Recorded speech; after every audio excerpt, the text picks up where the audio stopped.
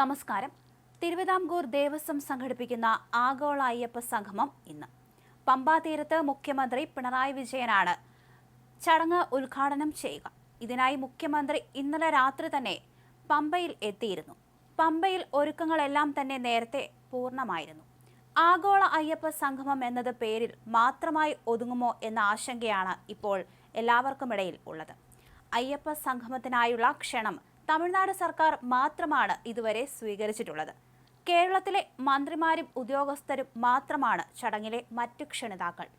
ആഗോള അയ്യപ്പ സംഗമത്തിൽ നിന്ന് തമിഴ്നാട് ഒഴികെയുള്ള മറ്റ് സംസ്ഥാനങ്ങൾ പിൻവാങ്ങിയതിനു പിന്നിൽ ചില താൽപര്യങ്ങൾ ഉണ്ടെന്ന് Devaswom board president PS Prashant കഴിഞ്ഞ ദിവസം പറഞ്ഞിരുന്നു. എന്തായാലും കേരളത്തിലെ പ്രതിപക്ഷവും BJPയും അയ്യപ്പ സംഗമം ബഹിഷ്കരിച്ചു കഴിഞ്ഞു. ബഹിഷ്കരിക്കുന്ന പ്രതിപക്ഷം ജനങ്ങളിൽ നിന്ന് ഒറ്റപ്പെടുമെന്ന് ദേവസ്വം മന്ത്രി VN വാസവൻ പറയുകയും ചെയ്തു.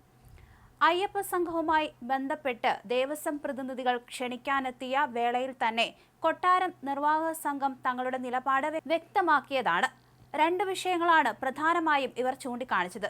2018 യുവതീ പ്രവേശനവുമായി ബന്ധപ്പെട്ട് രജിസ്റ്റർ ചെയ്ത കേസുകൾ പരിപൂർണമായി പിൻവലിക്കുക, യുവതീ പ്രവേശന വിഷയത്തിൽ സർക്കാർ നിലപാട് തിരുത്തി സത്യവാങ്മൂലം നൽകണം എന്നായിരുന്നു ആവശ്യം. എന്നാൽ സർക്കാർ ഇതിൽ നിന്ന് പിന്നോട്ടു പോകുന്നില്ല എന്ന് വാർത്തകളിലൂടെ അറിയാൻ സാധിച്ചുവെന്ന് ഒരു വാർത്താക്കുറിപ്പിൽ പറഞ്ഞിരുന്നു. അതേസമയം ദേവസ്വം ബോർഡിന്റെയും സർക്കാരിന്റെയും നിലപാടിനോട് കടുത്ത പ്രതിഷേധവും ഭക്തർ എന്ന നിലയിൽ വേദനയ്ക്കിടയാക്കുന്നത് ആണെന്നാണ് കുറിപ്പിൽ പറഞ്ഞിരിക്കുന്നത്. ഇതുകൂടാതെ കുടുംബാംഗങ്ങളായ 2 പേരുടെ നിര്യാണത്തെ തുടർന്ന് അശുദ്ധി നിലനിൽക്കുന്നതിനാൽ അയ്യപ്പ സംഘവുമായി ബന്ധപ്പെട്ട പരിപാടികളിൽ നിന്ന് വിട്ടുനിൽക്കുമെന്ന് പറഞ്ഞുകൊണ്ടായിരുന്നു ഈ കുറിപ്പ് അവസാനിപ്പിക്കുന്നത്. ന്യൂനപക്ഷ വികസന സദസ്സിൽ പങ്കെടുക്കുമെന്ന മുസ്ലിം ലീഗ് നിലപാടിനെപ്പറ്റി മലപ്പുറത്തെ നേതാക്കളുമായി സംസാരിക്കുമെന്ന് UDF convener Adoor Prakash MP കഴിഞ്ഞ ദിവസം വ്യക്തമാക്കിയിരുന്നു.